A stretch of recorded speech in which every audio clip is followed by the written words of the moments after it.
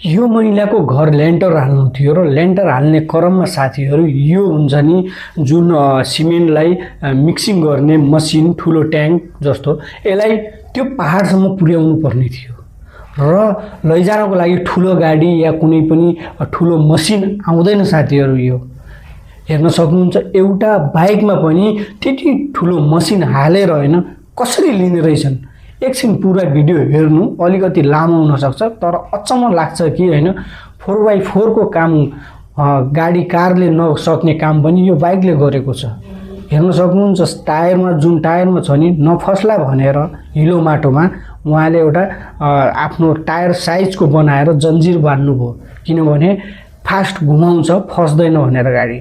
अचम्म छ है साथीहरू, यति ठुलो ठुलो गाडीले यस्तो चीज बोक्न र पहाडमा लैजान पनि सक्दैन। अब हेर्न सक्नुहुन्छ कति मजाले सायद यो मान्छेले यो ट्याङ्क जस्तोलाई बानेर बाइकमा मजाले बाटो पनि कस्तो हुन्छ भनेपछि यति सानो बाटो हुन्छ साथीहरू, धेरै फ्राकिलो बाटो अनि अफ रोड अनि टाइपको जस्तो हुन्छ। अब उहाँले बानिसक्नु भएको छ, हेर्न सक्नुहुन्छ।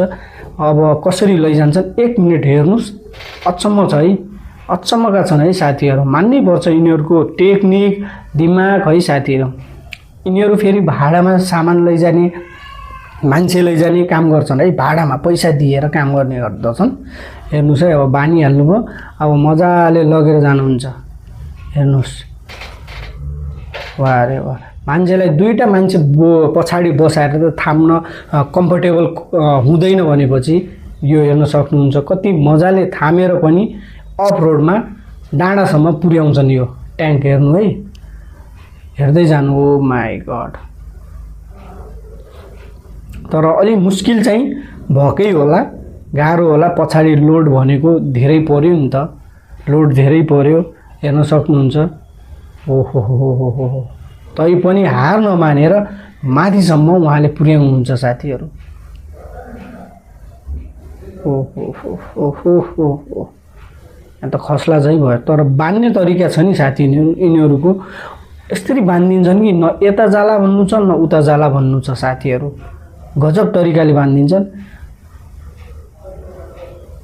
ओहो हो,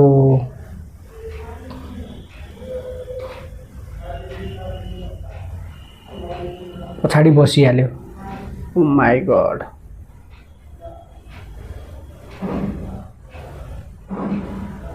कति लोड होला पछाडि।